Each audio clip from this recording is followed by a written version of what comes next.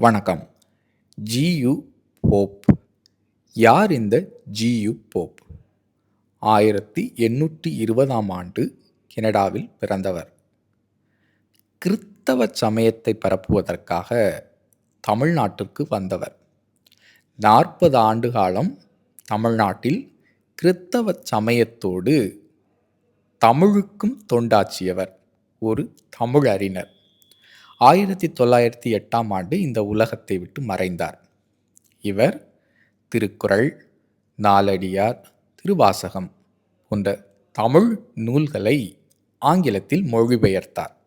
அவர் தமிழுக்கு ஆற்றிய தொண்டினை சிலர் காழ்ப்புணர்வோடும் கசப்புணர்வோடும் வெறுப்புணர்வோடும் காண்பது ஏன்? அவர் தமிழுக்கு தொண்டேதும் ஆற்றவில்லையா? தமிழ் அறிஞர் இல்லையா? சற்று பார்க்கலாமா?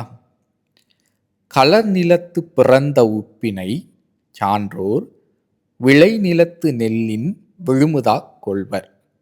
கடைநிலத்தோர் ஆயினும் கற்றறிந்தோரை தலைநிலத்து வைக்கப்படும். இது நாலடியாரில் இருக்கக்கூடிய ஒரு பாடல். களர் நிலம் அப்படின்னா உவர் நிலம். எந்த ஒரு பயிரையும் அந்த நிலத்தில் விளைவிக்க முடியாது. விளை நிலத்தில் நெல் விளையும். நெல் மதிப்பு மிக்கது. சான்றோர்களுக்கு நெல்லுக்கு இணையாக அந்த உவர் நிலத்தில் விளையக்கூடிய உப்பையும் அவர்கள் கருதுவார்கள். உப்பு இல்லாத உணவு குப்பையிலே என்பது பழமொழி.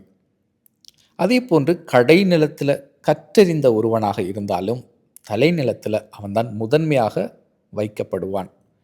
கல்வியின் சிறப்பை போற்றுகின்ற இந்த நாலடியார் பாடலை இயற்றியவர்கள் சமணர்கள். இது சமண நூல் என்று நாம் இந்த அறிவு களஞ்சியத்தை ஒதுக்கி வைத்து விட்டோமா? இல்லைதானே. இப்பேற்பட்ட கல்வியை உயர்த்தி பேசுகின்ற இந்த நூலை, நாலடியாரை ஜி.யு. போப் அவர்கள் ஆங்கிலத்தில் மொழிபெயர்த்திருக்கின்றார். அவர் தமிழில் எவ்வளவு ஆழங்கால் பட்டிருந்தார் என்பதற்கு இந்த நாலடியார் ஆங்கில மொழிபெயர்ப்பு ஒரு சான்று. தமிழில் இவற்றை பொருளுணர்ந்து பயின்று அதை ஆங்கில மொழியில் மொழிபெயர்த்திருக்கின்றார். இன்று அவர் மீது கசப்புணர்வை கக்கும் இந்த மனிதர்கள் தமிழில் இந்த நாலடியார் நூலை பாடலையும் பயின்றிருக்கின்றார்களா என்பது என்னுடைய முதல் கேள்வி. இரண்டாவது, தமிழ் தாத்தா என்று நாம் அழைக்கின்ற உ.வே.சா அவர்கள் ஜி.யு. போப்பை பற்றி என்ன கூறுகின்றார் என்பதை மட்டும் உங்கள் முன் வைக்கின்றேன்.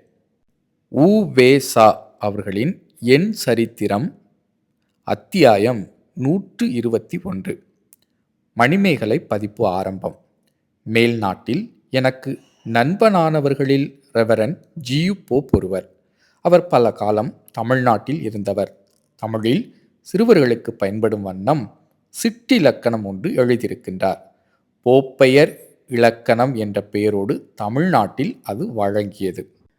உண்மையில் ஜி.யு. போப் அவர்கள் தமிழர் மற்றும் தமிழர் அல்லாதவர் தமிழ் இலக்கணத்தை எளிதாக கற்கும்படி ஒரு வினாவிடை நூல் ஒன்றையும் வெளியிட்டிருக்கின்றார். அதாவது, உயிர் எழுத்துக்கள் எத்தனை என்று வினா கேட்டு அதற்கு விடை, மெய் எழுத்துக்கள் எத்தனை என்று வினா கேட்டு அதற்கு விடை, இவ்வாறு ஒரு இலக்கணத்தை வினா விடை வடிவில் கொடுத்திருக்கின்றார். இது ஒரு பெரிய செயல்ங்க. ஜி.யு. போப்பை குறை கூறுபவர்கள் இதுபோன்று தமிழ் இலக்கணத்தை முறையாக பயின்று அதை ஒரு வினாவிடை வடிவில் மக்களுக்கு கொடுத்திருக்கிறார்களா? அல்லது தமிழ் இலக்கணம் அவர்களுக்கு முறையாக தெரியுமா என்பது ஒரு கேள்வியாக இருக்கிறது.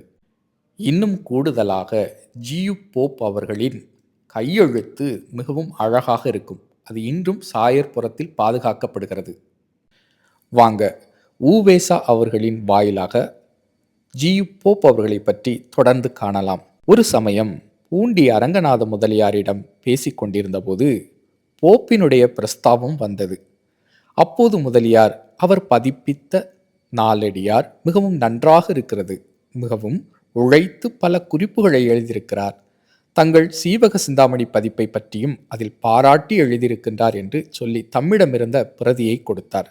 ஜி.யு. போப் அவர்கள் நாலடியார் மட்டுமல்ல, திருக்குறளிலும் எவ்வளவு ஆழங்கால் பட்டிருந்தார் என்பதை ஒரு இடத்தில் உவேசா கூறுகின்றார். ஒரு பொழுதும் வாழ்வதறியார் கருதுபவ கோடியும் அல்ல பல. இக்கடிதத்தில் திருக்குறட் செய்யுளை தமிழிலே எழுதியிருந்தார். அவர் எழுத்துக்களில் நடுக்கமும் வார்த்தைகளிலே தேக அசௌகத்தியையும் காட்டும் குறிப்பும் இருந்தன. ஒரு பொழுதும் வாழ்வதறியார் என்கின்ற அருமை திருக்குறளை அவர் எழுதுகையில் அவரது மனநிலை எப்படி இருந்திருக்கும் என்று யோசித்து பார்த்தேன். எவ்வளவோ காரியங்களை செய்ய வேண்டும் என்ற ஆசையோடு உழைத்து வரும்போது இடையிலே வாழ்க்கை முடிந்துவிட்டால் என் செய்வதென்ற பயம் அவர் நெஞ்சில் இருப்பதை அக்குறள் வெளிப்படுத்தியது. அவர் இன்னும் பல வருஷங்கள் வாழ வேண்டும் என்றும் வாழ்த்தினேன். மேலும் உவேசா அவர்கள் ஜியு போப்பை பற்றி குறிப்பிடுகையில், அவர் அனுப்பச் செய்த நாலடியார் எனக்கு கிடைத்தது. அவர் எவ்வளவு ஊக்கத்தோடும் ஆவலோடும் தமிழ் நூல்களை ஆழ்ந்து படிப்பவர் என்பதை இக்கடிதத்திலிருந்தே உணர்ந்து கொண்டேன். எந்த விஷயத்தையும் தெளிவாக தெரிந்து கொள்ள வேண்டும், தெரிந்ததை பிறருக்கு விளங்கும்படி வெளியிட வேண்டும் என்ற அவர் கொள்கை எனக்கு மிகவும் உவப்பாக இருந்தது. பாரிஸ் நகரத்தில் இருந்த ஜூலியன் வின்சோனது தமிழன்பையும் ஆக்ஸ்போர்டில் இருந்த போப்பினுடைய தமிழன்பையும் ஒப்பிட்டு பார்ப்பேன். ஒவ்வொன்றும் ஒவ்வொரு முறையில் சிறப்புடையதாக இருந்தது. இருவரிடத்திலும் விடாமுயற்சியும் மேற்கொண்ட காரியத்தில் ஆழ்ந்த அன்பும் இருந்தன.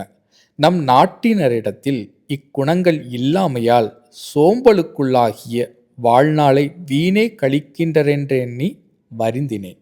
உவேசா தரும் பாராட்டுகள் மிக சிறப்புடையது. இன்று ஜியு போப்போ குறை கூறுபவர்கள் அவர் கிறித்தவர் என்பதினால் அவருடைய தொண்டை நிராகரிப்பவர்கள், புறக்கணிப்பவர்கள் சற்று உவேசா அவர்களுடைய என் சரித்திரத்தை பயின்றால் நலமாக இருக்கும். நான் அறிந்தவரை தமிழ்நாட்டில் சைவ மடங்களில் தமிழ் இன்றும் வாழ்கிறது. தமிழ் வைணவர்களிடத்திலும் உண்டு.